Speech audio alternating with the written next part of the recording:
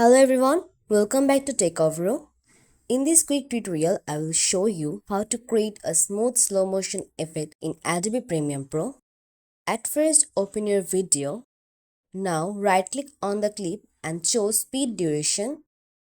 To make your video slow, decrease the speed percentage. For example, set it to 50% for half speed or 25% for extra slow motion. Make sure Ripple Edit Shifting Trial Clip is checked so your timeline will adjust automatically. Now click OK. Now play your video and you will see your video playing in slow motion.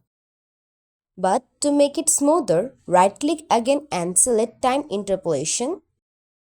Now when you play it back, your slow motion will super smooth. And that's how you have created professional slow motion effect easily in Premiere Pro. If you all like this video, please like and subscribe to our channel. Thank you.